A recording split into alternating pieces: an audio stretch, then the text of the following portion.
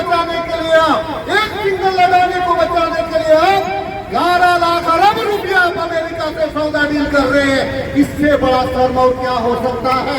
एक आदमी को बचाने के लिए आप अमेरिका के सामने आपने घुटना टेक दिया और पूरा भारतवर्ष को आपने लाचार कर दिया, पूरा भारतवर्ष को आपने लाइन में लगा दिया।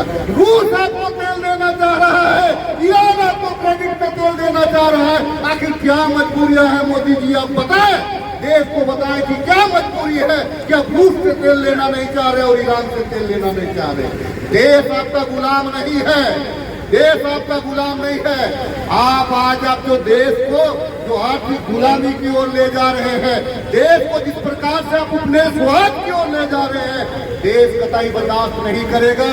आने वाले दिनों में मैं मानता हूं, कांग्रेस पार्टी भी मानती है, आपने जिस प्रकार से एजेंसियों को लेकर के आप जो चुनाव जीतने का जो ढोंग रच रहे हैं, आप एजेंसियां भी समझ रही है कि जब देश रहेगा तभी एजेंसियां रहेंगी, एजेंसियां भी अब आपको साथ नहीं देगी। एहसान कर रहे हैं स्कूटी में जा करके आप। यहाँ रांची के सांसद ये ड्रामा मत करिए, बीमार हैं, ड्रामा मत करिए। 5 दिन अगर धूप में घूमिएगा, बीमार पड़ जाइएगा, फिर यही सरकार, हेमंत सरकार को आपको फिर से यहाँ पे आपका सेवा करना पड़ेगा।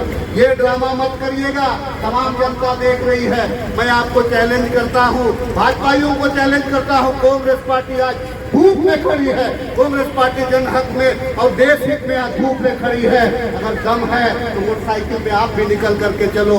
आप जो है जिस प्रकार से लोगों को गुमराह करने का प्रयास कर रहे हैं, आज ये लोग क्या कहते थे, मोदी जी क्या कहते थे कि भाइयों और बहनों, ये जो सोना है, सोना तो हमारी महिलाओं का, हमारी बहनों का श्रृंगार है। अभी क्या होगा भैया, अभी श्रृंगार नहीं हुआ क्या? अब यही कहते थे, आप कहते थे भाइयों एवं बहनों, ये दिल्ली सरकार की गलती है कि डॉलर के मुकाबले रुपया गिर रहा है। अभी क्या हो रहा है भैया, अभी क्या हो रहा है उसका जवाब दीजिए। आप कहते थे दिल्ली गुनाहगार है, अभी कौन गुनाहगार है ये बता दीजिए भैया।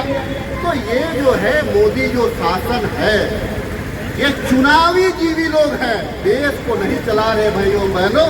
ये लोग सिर्फ चुनाव लड़ रहे हैं और हिंदू मुसलमान ये अगड़ा पिछड़ा ये करा, इन भाजपाइयों के बाप का नहीं है, इसीलिए उनके बाप का नहीं है।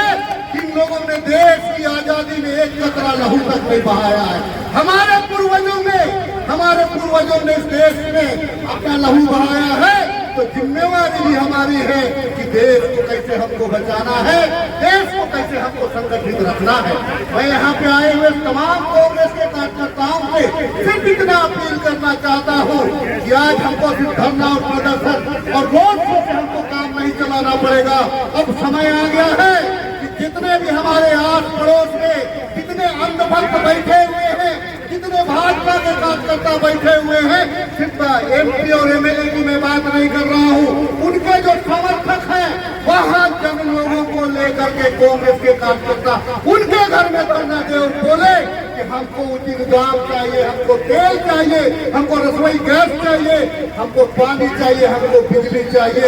ये तैयारी हमको करनी चाहिए ताकि ये जो अंधभक्त है, यहाँ जो बैठे हुए तमाम इस रांची शहर में भी जितने अंधभक्त हैं, इस प्रदेश में जितने अंधभक्त हैं, इस देश में जितने अंधभक्त हैं, उन अंधभक्तों का जो पट्टी उनके आंख में पड़ी हुई है उसको हम खोल सके।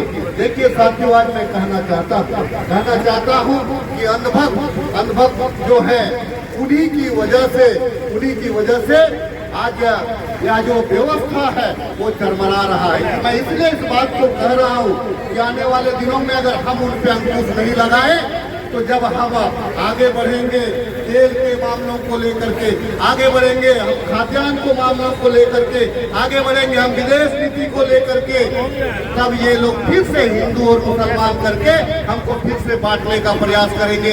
सबसे पहले अगर हमको कोई चीज को समाप्त करना है उसका जड़ को ही काटने का जरूरत है। तो मैं अपील करना चाहूंगा माता बहनों से कि आज के तारीख पे उन जो कार्यकर्ता है भाजपा के, उनके यहाँ भी हमको धरना और प्रदर्शन देने का जरूरत है ताकि उनका आंख खुल सके। मैं कहना चाहता हूँ, तमाम हमारे नेताओं ने कहा